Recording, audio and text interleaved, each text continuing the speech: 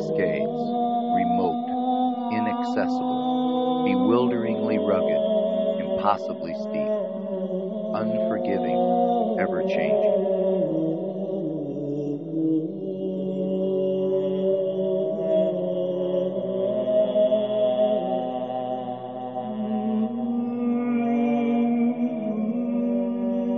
I come to these great wilderness mountains in search of something magic, mysterious, something ancient.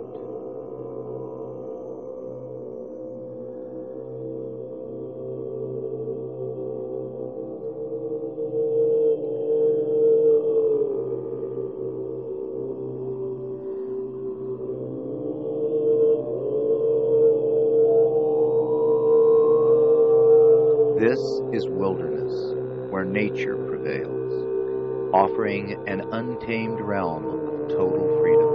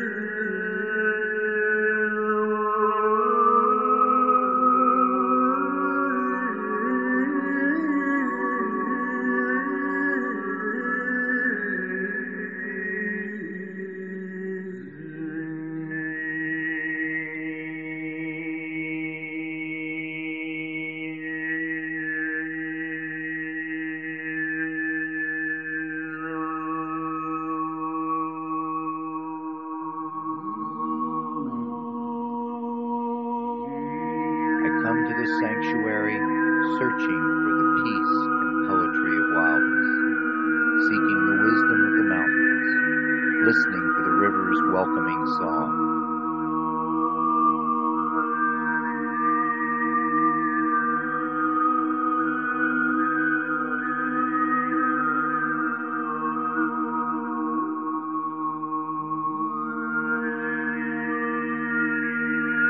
"10,000 mountain streams, draining away 3,000 square miles, have pounded and pushed their way through solid granite. Beyond spectacular scenery, there is great human history throughout the North Cascades.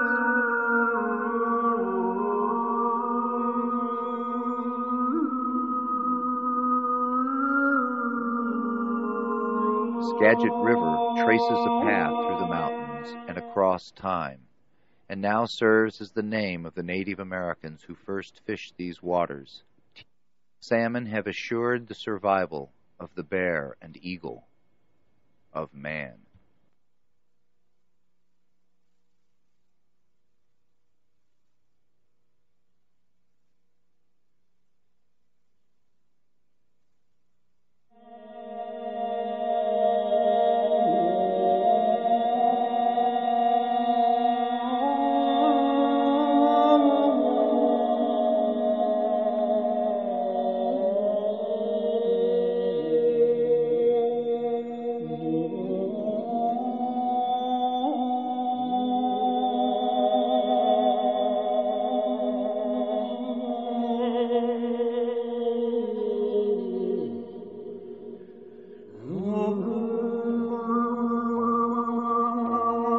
Native Americans understood animal habits and habitats. Hunting required that all the senses be intensely focused, with awareness directed only toward the essentials of the immediate. Soft Seattle, Nooksack, Thou, and Shillong. They thrived here for thousands of years before our high-intensity information age.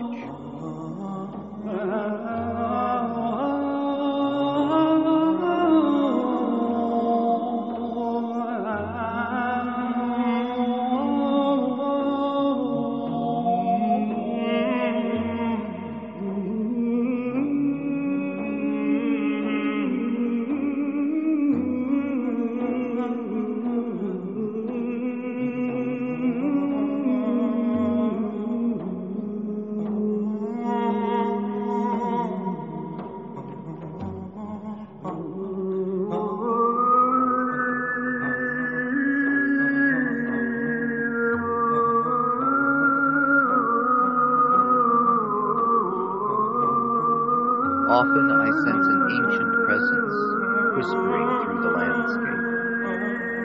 The upper Skagits call themselves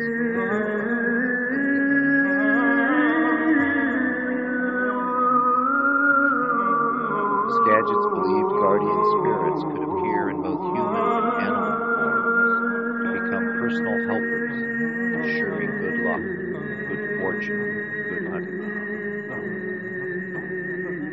To acquire a guardian spirit helper, native youngsters were often sent high up into the mountains in search of mysterious spirits inhabiting the dream world, a vision quest.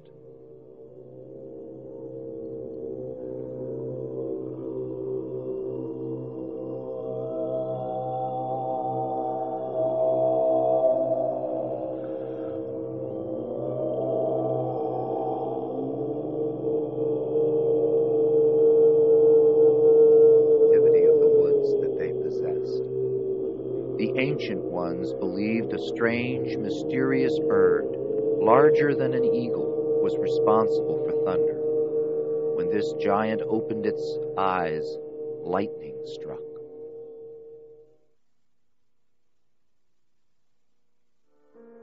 The first white men to probe these rugged mountains came in the early 1800s. Hunters, trappers, and fur traders crisscrossed the Cascades in search of valuable skins and pelts.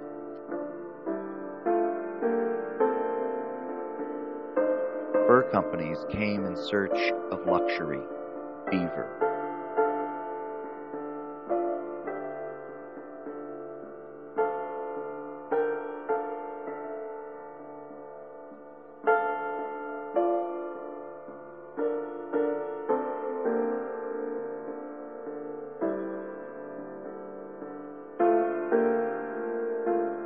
During the 1870s, the Cascades created a desperate fever. The rush for gold along Ruby Creek brought thousands of wishful prospectors scouring the hills for fame and fortune. Living on furtive dreams and stale sourdough bread, early prospectors endured insurmountable obstacles.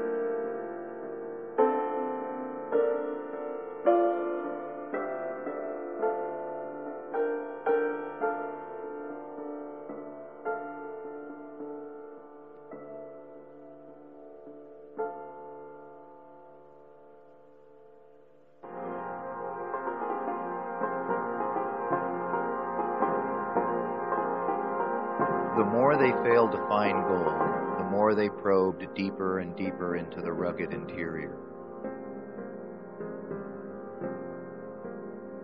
They followed ancient, narrow trails that defied boots and hooves. To find their way along the Skagit precipice, miners dynamited away tons of rock to create a precarious ledge high above the raging river. The Goat Trail became the only route for pack trains and equipment. The Devil's Elbow was not for the faint of heart.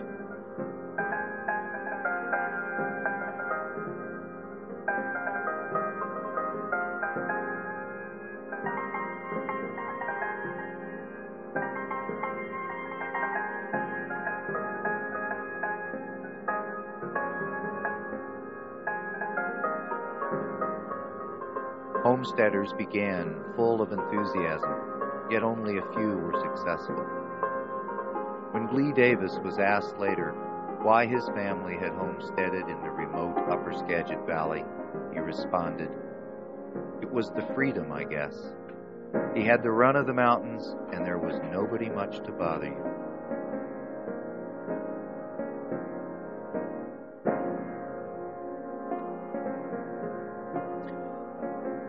Those rugged lumberjacks cut down the towering trees of the ancient forest. Many Douglas firs were over 1,000 years old and fell 300 feet. For more than 80 years, loggers cut and chopped, sawed and burned the old-growth timber on both sides of the mighty Cascade Mountain barrier.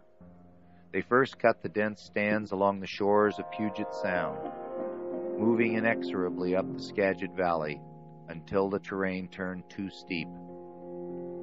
By the 1870s, 80 million board feet of lumber a year were floated down the Skagit to eager sawmills. More would have been taken, but the upper Skagit stood too steep, too defiant.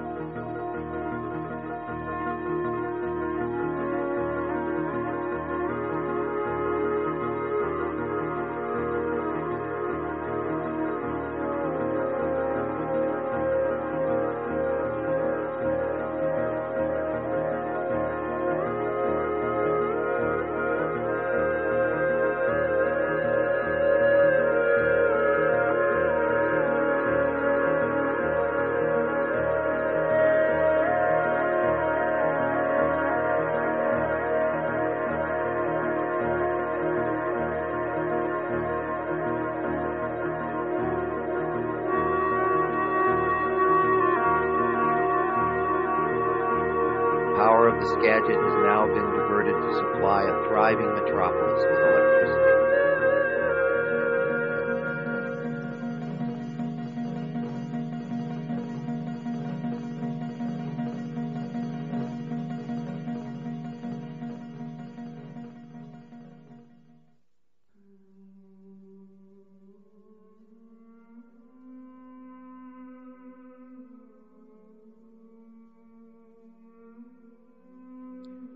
These steep, impenetrable mountains form a massive skyscraping barrier, dividing east and west, wet and dry. The North Cascades, a gigantic granite wall, isolating high alpine valleys from the oppressive path of progress, protecting the landscape from human intrusions. A wilderness.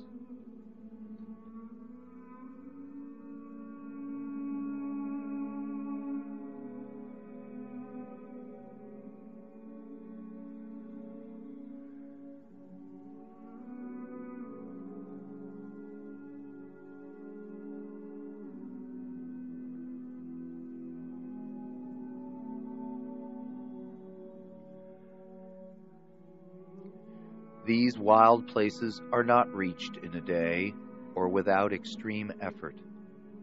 I feel the strain and exhilaration of the climb, pressing on deeper and deeper into the wilderness. I travel these trails in awe, in respect.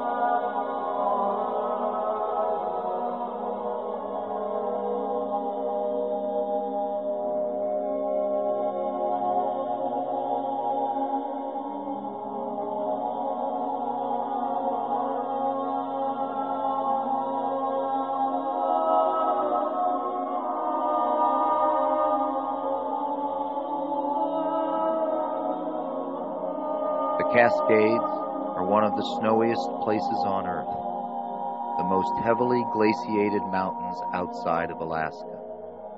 More than 350 glaciers hang on tenaciously to precarious peaks. Today's melting ice may have defied the sun's thermal thaw for centuries.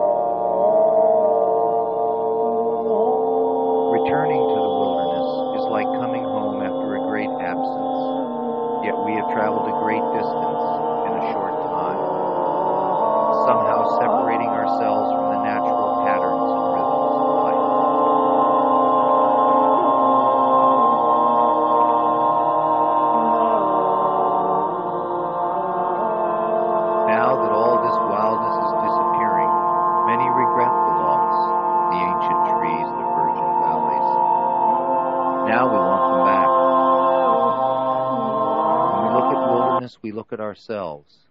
When we take to these wilderness trails, we rediscover ourselves.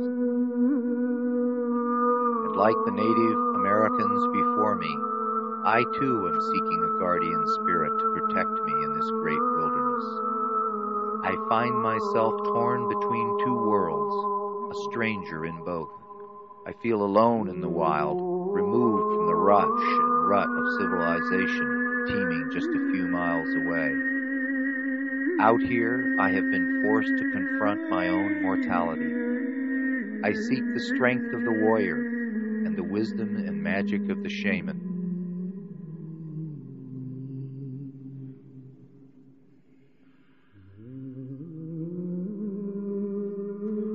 This place has the power to transfix my vision, to see the world anew, and to look into myself more deeply.